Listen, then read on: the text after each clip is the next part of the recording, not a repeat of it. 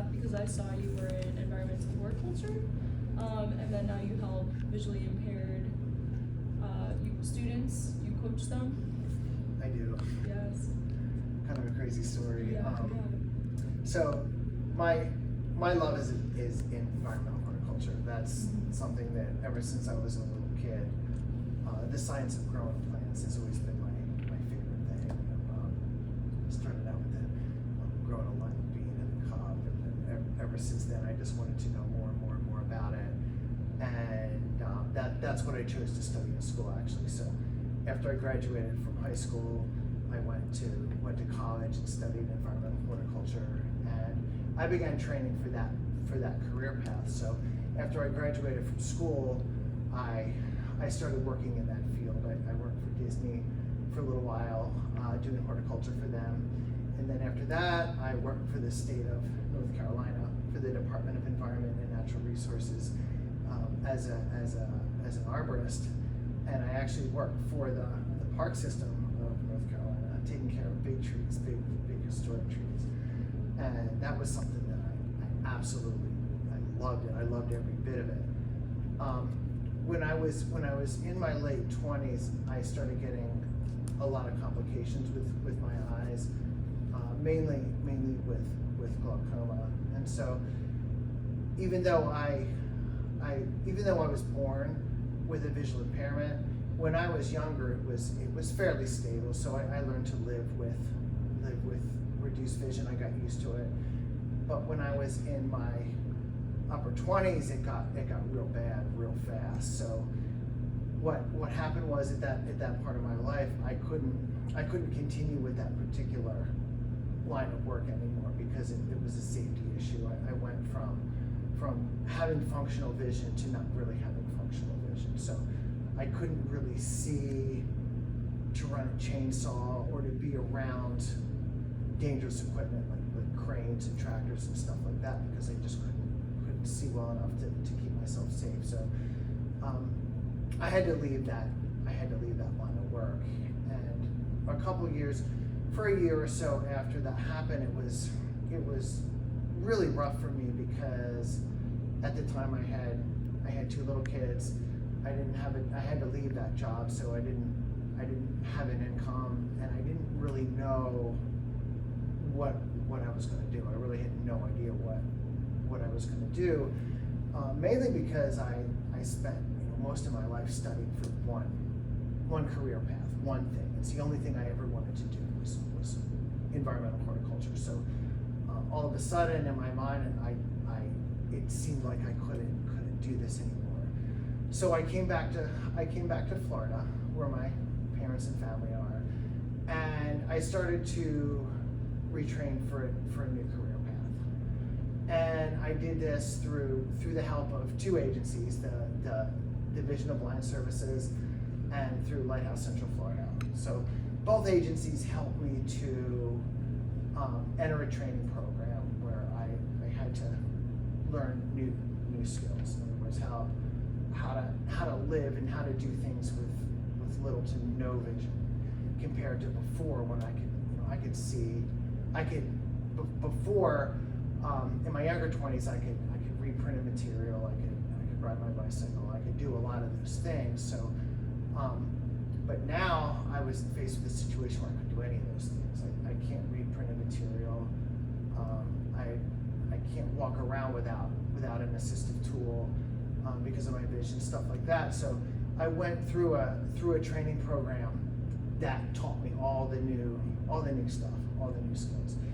And now that I'm on the other side of it, that was years ago. But that going through that program and doing all of those things paved the way for me to finally, in this phase of my life, I was fortunate enough that I now have a teaching position at Lighthouse. So the place that trained me, now full circle, I went through the program, and then years later they invited me to come back and work, and so here I am working for Lighthouse, and now I'm teaching all of the stuff to the younger versions of me, I guess, to all the people coming that have had similar experiences to what happened to me in my late 20s, now I'm seeing people that are experiencing things like that. I mean, not the same situation as me, but all the people that I serve, they all have the same commonality in that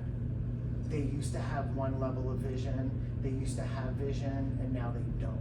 Or they went from having perfect vision to very little vision. So all of those people that I see have all of those emotions and hardships and all that stuff that I used to have.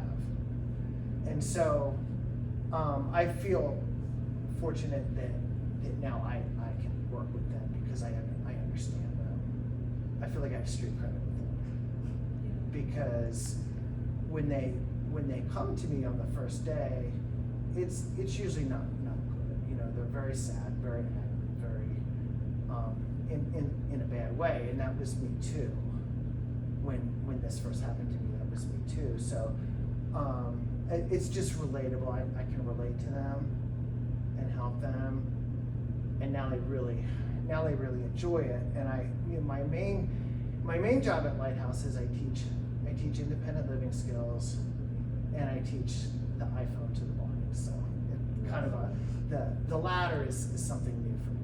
I entered the job teaching independent living skills, which I kind of call it like blindness 101. You know, it's how to live, it's how to feed yourself, dress yourself, get to work, all of that, you know, day-to-day stuff that people do, that we all do. When you can't see, it starts out not as easy as that. You have to have a different way that you do all that stuff. A system for, you know, figuring out what you're going to eat or how you're going to make that or how you're going to get to work, all of that stuff. So I now teach people how to do that, how to come up with a new system, and then recently I've been working with people on their iPhones, because now that smartphone technology has become so widespread, now everybody has a cell phone, everybody has a smartphone, and blind people want that stuff too. And the really unique thing about that is that now that the technology that I've seen in the last couple of years is unlike anything I've ever imagined when I first started working at Lighthouse. So now it went from, you know, I started out at Lighthouse with a flip phone, and I used my flip phone by feeling the buttons. I could touch them. I knew where they were because I could touch them. But now that the iPhone comes along and it has such accessibility for the blind that you could more or less just talk to it. Phone, I need this, I need that. But now it's gone a step further to where now they teach people how to use their phone to read their mail, use their phone to scan food items in their pantry. The phone will see the barcode, and the phone will tell the user what that product is and how to cook it and what's in it and all that neat stuff. Like it'll identify money, it'll identify people, it'll tell you the colors of your clothes. It's such a versatile tool. And so, you know, like I said, lately the demand for that has been going up and up and up. So that's almost become my full-time job now, is showing adults and the elderly how to use that tool as an instrument for their disability. And it used to be too that when I started at Lighthouse, I would show people all of these interesting things, but you know, 10 years ago it was thousands of dollars. So if somebody wanted a machine, for instance, to read their mail, they existed 10 years ago, but they were $4,000. And if somebody didn't have $4,000, they could only see it at Lighthouse or see it somewhere, but they couldn't ascertain it for themselves. But now, because the phones can be programmed to do so much, if somebody comes to me with a phone, it doesn't even have to be a good phone. It can be programmed to do the things that all of this expensive equipment used to do. So it gives people technology that normally would have never been able to afford it or would never have had access to it. Oh, And that makes me happy. And because of that, it's the funnest part of my job now. Because I get a lot of people that never I never dreamed the phone could do that. And my family laughs at me because they'll tell you I don't even like technology that much. Or at least I did, for a long time. A computer was scary. It was just something I couldn't be bothered with. And I'm slowly, because the world is going in that direction, I have to adapt to it, And so I'm learning how to use the computer with no monitor, because for me that's just something the monitor doesn't do me any good. See it, so now I have to learn to use the computer by listening to the computer and reacting to the computer via keyboard. But the phone does the same thing, and for a lot of people, especially for the elderly, that they're in a phase in their life where maybe they don't want to learn a lot of computer stuff, or maybe they feel like they don't have the capacity to learn about all that. The phone has made it so easy for them that now I can show them something, and in just a few weeks I can teach them how to make their world accessible to them. And that makes me happy. Yeah, no, that makes me happy too, that you're able to help people who have the same diversity or difficulty as you. That's amazing. So one thing that I find very intriguing about your story is that you grew up, or you previously have lived with vision, and so you've seen both worlds. You've lived in a world where you have had vision, and you may have not thought too much about how people live with visual impairments, versus now living with a visual impairment, you understand the struggles that they face and how things that we don't even think about, like you said, putting on our clothes, getting ready in the morning, is a completely different thing for people who do have a visual impairment. So what things did you not really think too much about when you did have vision, versus now something that you realize you overlooked, and that that people with visual abilities don't really know about the visual impaired? I overlooked everything. From the minute my eyes open in the morning to the minute my eyes shut at the end of the day. And it's the interesting thing about that is it's human nature. So from a science perspective, 80% of what we take in every day as people is visual. So 80% of the world out there is we gather information about the world around us through our eyes, and our other four senses pick up the other 20%. So when somebody's faced with, well, now I can't use my eyes, that's a huge chunk of the world out there that at first is like, oh my God, what am I going to do? How am I going to get around? How am I going to do this? How am I going to do that? And it's a slow process of learning how to use your other four senses, mainly your hearing and touch, or the big ones, and smell too. You have to use those other four senses to bridge that 80% gap. So now you have to, with your eyes eliminated, so to speak, you have to use your other four senses to pick up 100% of that sensory input, and that's tricky. So visually, it's amazing what I overlook, because when you see something, you don't think about it. It's like you get your toothbrush in the morning, you don't think about what was involved in doing that. You put toothpaste on your toothbrush, brush your teeth, wash your face, do all that morning stuff. Because somebody can see that stuff, you don't think about the act of grabbing the item you need, grab the toothpaste, grab a towel, turn on the water. All of those little things, nobody ever thinks about that, because usually you're in a rush anyway when you're doing those things. But when you can't see, now every single part of that operation is now the process. I have to find my toothbrush, to find my toothpaste, and to get the toothpaste on the toothbrush, both of which are invisible. All of that stuff. The hand towel, I have to find that. I have to put it back where it goes. And all of that stuff is based on memory or feel or all of that. And it's very easy to take that stuff for granted. Everybody does it. one interesting thing that when I teach students how to navigate our building, everybody always asks me at some point, can I get a drink? Can I go get a soda? I say, sure. And I say, well, where's the soda machine? Now, normally, visually, if someone were to see a soda machine, you just see the soda machine. Most people don't think anywhere past that. You see the soda machine, you go, you put the money in, you get a soda, and you leave. And most people don't think any more about it than that.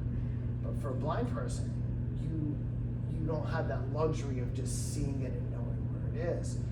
So, just as an example, I'll tell somebody, well, if you can't see it, now you're going to have to listen for it.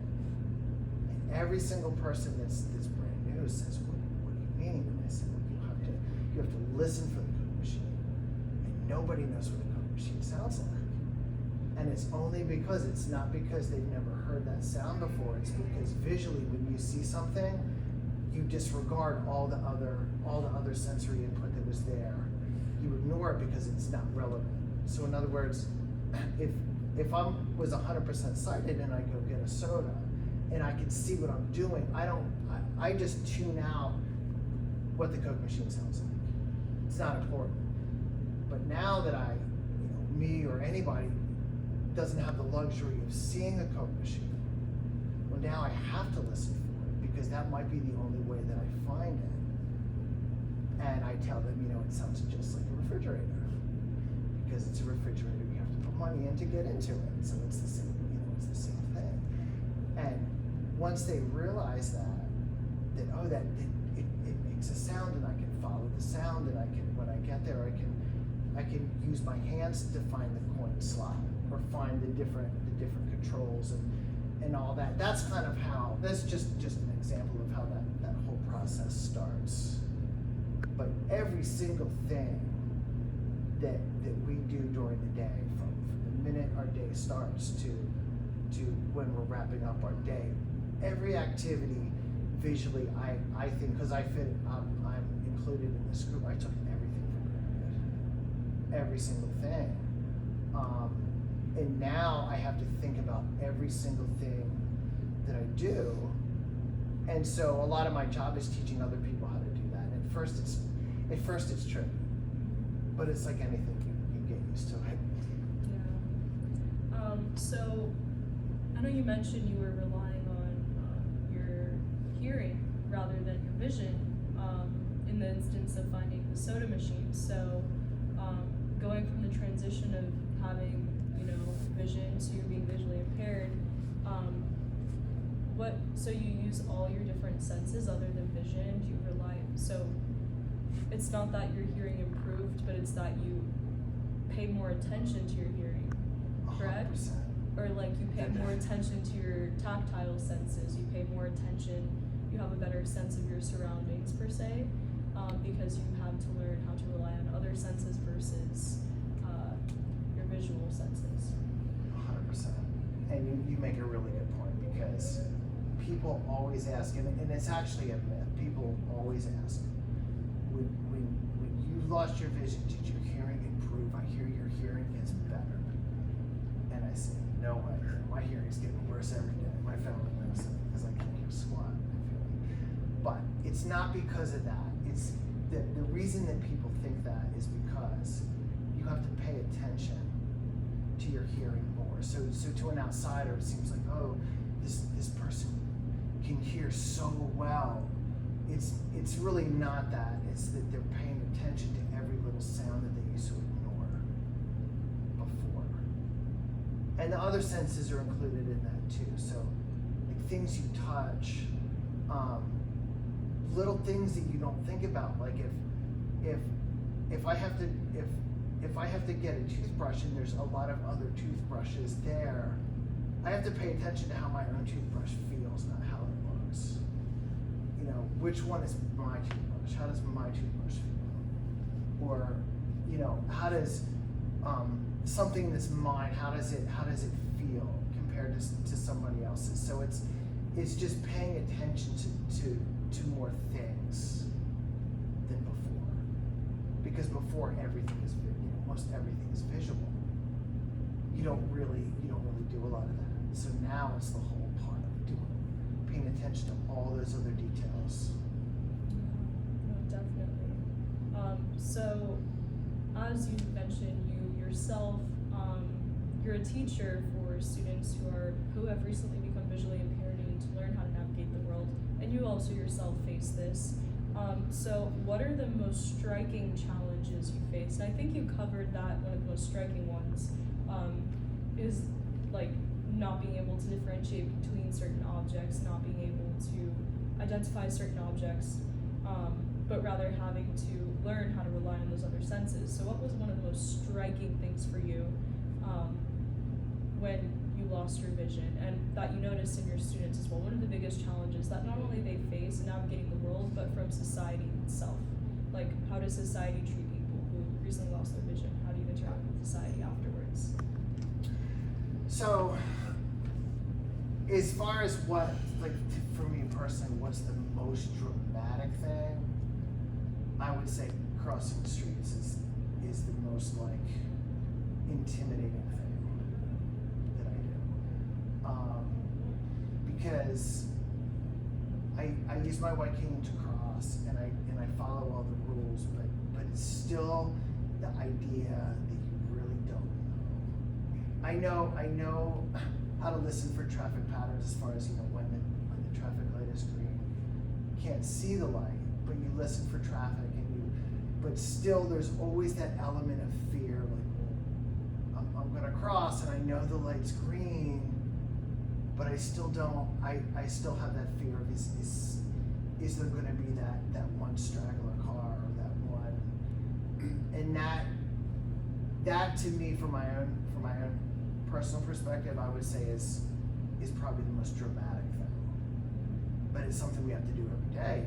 We're going here and going there. Sometimes you have to cross the street. So that to me is tricky, and that's why that particular navigation is taught by a mobility person. That's all they do is they teach navigation, because it's so tricky. So tricky. But it's it's like anything, you learn it. I've done it enough times so I can do it. But I would say that if I had to rank like everything that I do in the course of a day, that's probably the most challenging. The second, and this is what a lot of people say to me, is that the inability to read print is another thing. It's because the world we live in, everything is print everywhere. Everything we do is print. So to work around that, it definitely takes some getting used to. It's not impossible. It's very doable. It's just getting used to it. Getting used to not being able to see print on a computer, on a phone, anywhere. But part of my job is teaching people how to listen to something being read to you, using, here again with technology, listening to something being read and interpreting that instead of seeing it with your eyes. Absolutely. The second part of what you asked me, as far as society, how the world views us, in my opinion, I think the world views us very positively, very much so. When I use my white cane, I would say the vast majority of people know what that is and are very courteous to me for having it. Not 100% of the people know what a white cane is, but the vast majority does. And I always tell people, because when they first gave me my cane, I didn't want to use it. I didn't want any parts of it because it was different and unusual, and I was young, and vanity and all that stuff. I just couldn't be bothered with it. But what I realize now in hindsight is that the world has become a much friendlier place for me when I have my cane with me. So all the people that are going through what I went through years ago, they say, I don't want that white cane, I'll fake it. Well, if you use it and you try to use it, the world will become a much friendlier place, because not only do the vast majority of people know know what that is. But if they see you and they see that you're having a little bit of trouble, people will approach you and say, are you good? Do you need some help? Do you need a point in the right direction? And I'm very appreciative of that. Because chances are people ask me, like, absolutely, how did you know? I always take people up on that. That's nice. Do you think that we should start educating people more about the visually impaired community within our society? Or what steps do you think we could take to help people a little bit more? Maybe you said the vast majority of people know what a white cane is, and obviously you'll never get to a point where everybody knows what a white cane is. But do you think there are a few more things that kind of go over people's heads, not purposefully, but just in the sense that if they knew this about blind people, it would help a lot more in the visually impaired community? So for sure, there's always going to be stuff that people don't understand, because the vast majority of the world is sighted. I mean, that's just the reality of it. But to me, when I talk to other people that are in my situation, it's a lot easier to tell somebody who is blind that you have to be the educator, because there's nobody out there that's gonna go out and realistically tell the whole world that you need this or you need that, or you guys should do this or do that. It's not realistic. So to me, it's much more realistic to tell somebody, if you're out there in the world and you encounter somebody who doesn't understand, you're the one that has to be the educator in that moment. And a very common example of this is, a lot of times, like say maybe in the doctor's office, somebody blind might be in the waiting room, and the nurse comes out to call the person to see the doctor, and they notice that individual is blind. Well, a lot of times that person is very eager to help them, but they don't know how, because they might be the first blind patient they've ever had. So a blind person might stand up in the waiting room, and the nurse comes to bring them back, and now they realize that person can't see, and there's that moment of awkwardness where they don't really know what to do. Well, in a situation like that, it's so much easier for the individual to say, listen, here's how to help me. Let me show you how to help me. May I grab your arm, and then you can lead me to the room like that, or whatever the case may be. It's a lot easier for the disabled person to be the educator in situations like that, because you never know who you're going to meet, and you never know what kind of situation you're gonna encounter. So it's easier to take that on a case by case basis than to try to tell the whole world, this or that. It's much easier for us to be the educators. Absolutely, because it's like you're trying to modify your surroundings and utilize your surroundings to the best of your own ability to help, to work with your obstacles.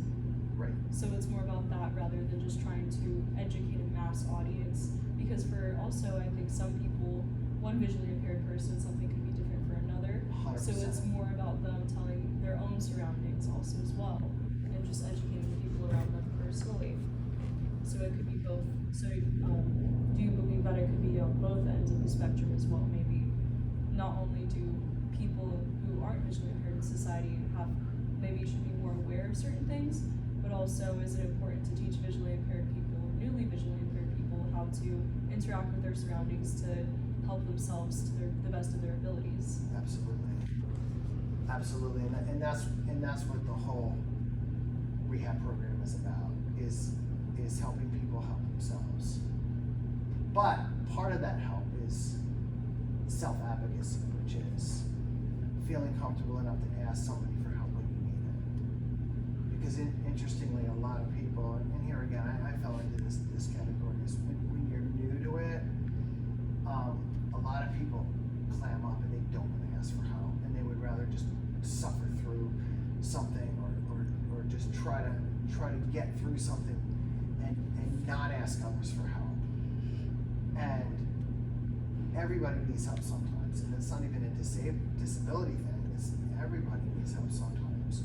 So, you know, in that respect, it's no big deal. It's no big deal to ask somebody, you know, can you point in the right direction, or this or that is perfectly acceptable, and it makes life so much better,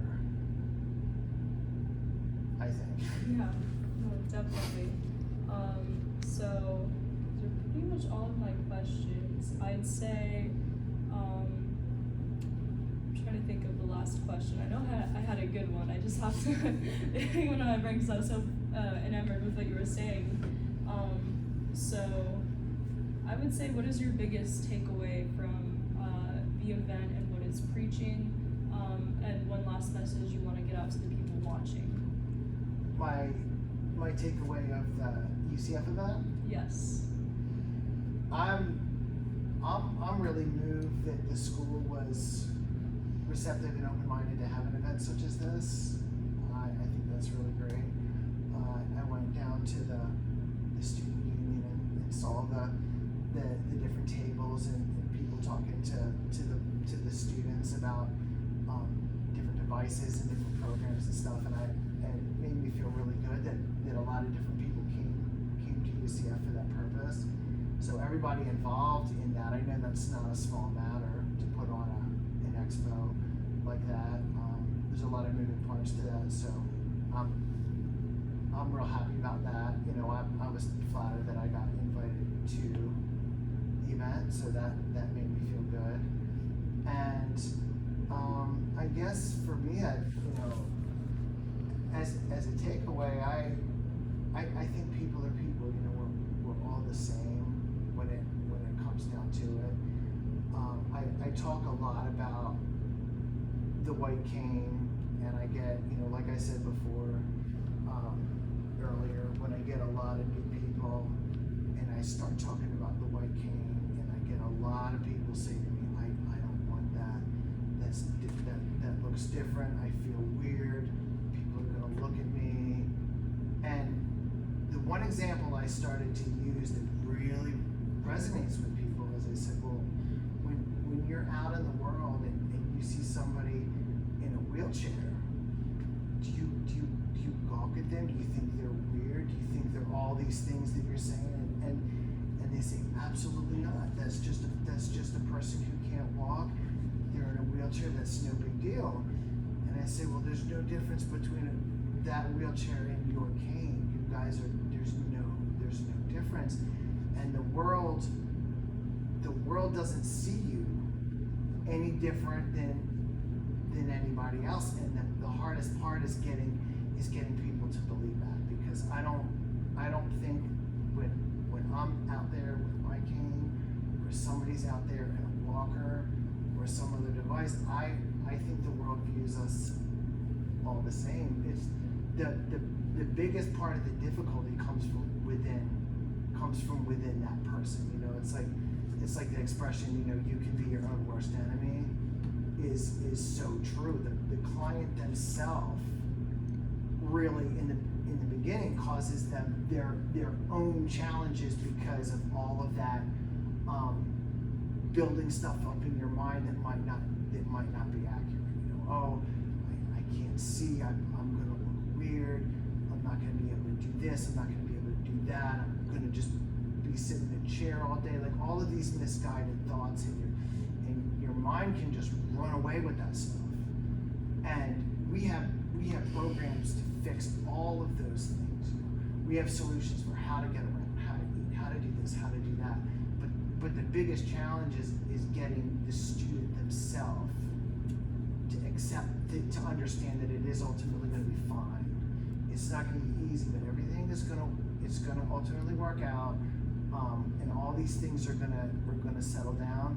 But don't be your own worst enemy. Grab that cane, embrace it, be comfortable with it, or whatever your disability is. Whatever tool you need, it's okay. We're all people are people. You know, everybody's the same. I would say that's my takeaway. Well, thank you so much, Chris. I really appreciate all your answers. answers, and I really enjoyed listening to them. And I'm sure everyone out here did as well. And yeah, I just want to thank you so much for everything and all your vulnerability and honesty. Thank you. It's my pleasure. Thank you for the invitation. Thank you, of course.